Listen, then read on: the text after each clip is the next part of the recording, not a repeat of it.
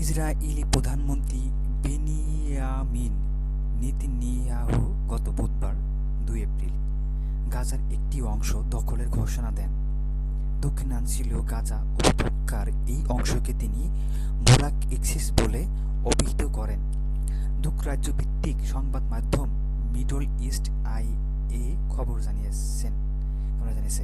দেখেন, গাজার একটি অংশ দখলের কী ধরনের চেষ্টা করা হয়েছে, এটি খুবই দুঃখজনক। এবং কি ঘোষণাও দিয়েছিলেন, ঠিক আছে, এটা ২ এপ্রিল ঘোষণা দিয়েছিলেন। আর এটা ম্যাপ দেখেন, যেটার নাম দেওয়া হয়েছিল মোরাক এক্সিস। এখানে ইজিপ্ট, এখানে গাজা স্ট্রিপ, এখানে এই অংশটুকু মূলত হিসেবে দেওয়া যায়, যেটা মোরাক এক্সিস চিহ্ন দ্বারা বলা হয়েছে। এখানে নীল কালারের এই অংশটুকু হচ্ছে মোরাক এক্সিস। হ্যাঁ, তো এইটা সম্পর্কে দেখেন, একটু লেখা আছে মোরাক নামটি প্রেক্ষাপট জানিয়ে রাখা ভালো। ১৯৭২ থেকে ২০০৫ সাল পর্যন্ত ওই অঞ্চল একটি ইসরায়েলি বসতি অবৈধভাবে গড়ে উঠেছিল। সেই বসতির নাম ছিল মোরাক। আর বর্তমানে এই মুহূর্তে যেটা আর কি ২ এপ্রিল, যেটা আছে মোরাক এক্সিস বলে ঘোষণা দিয়েছে, যেটা গাজার একটি অংশ। আসলে এইটা হিসেবে দখল করা ঠিক হচ্ছে না।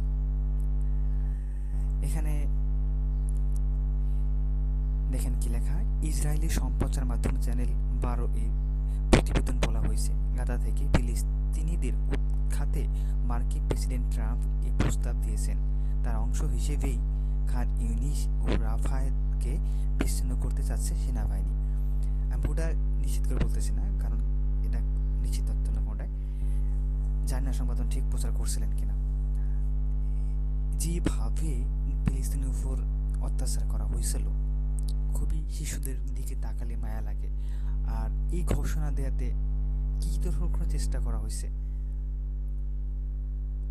আর এখানে লেখা আছে দেখেন, মোরাক এক্সিস দখল নেওয়ার বিষয়ে নেতা ইয়াহু বলেছেন, তাদের উদ্দেশ্য হলো রাফা ও খান ইউনিসকে বিচ্ছিন্ন করে গাজার উপর চাপ সৃষ্টি করা। ইসরায়েলি জিম্মিদের মুক্তি নিশ্চিত হওয়ার আগ পর্যন্ত এই চাপের মাত্রা বৃদ্ধি অব্যাহত রাখা হবে। তাহলে বোঝা গেল, ইসরায়েলি জিম্মিদের মুক্তি নিশ্চিত হওয়ার আগ পর্যন্ত একটা চাপ সৃষ্টির কথা এখানে বোঝা যায়। তাদেরকে উদ্ধারের জন্য কত চেষ্টা, আর এদিকে গাজরাইলি ফিলিস্তিনের উপর মানুষকে হত্যা করা, এটা আরো মর্মান্তিক বিষয়। তাই আসলে এই দখল মানা উচিত না, ফিলিস্তিনদের মানা উচিত না, এবং কারো মানা উচিত না। হিসেবে তাদের জিম্মি মুক্তি নিতেই দেওয়া যায়, তারা ভালো পথে থাকলে। জানি না ভালো পথে আছে কিনা। পারলে দোয়া করেন ফিলিস্তিনের উপর, গাজাবাসীদের উপর, সকল বিষয়ের জন্য। জাযাকাল্লাহু খায়রান। ভিডিওটি আপনার ভালো লাগে পারলে লাইক দিন। এই তথ্যগুলো পারলে অন্যদের কাছে আপনি সিদ্ধান্ত হলে প্রচার করে শেয়ার করে দিন। আপনার কোনো মন্তব্য থাকলে পারলে কমেন্টে জানান। সকল বিষয়ের জন্য জাযাকাল্লাহু খায়রান। আসসালামু আলাইকুম।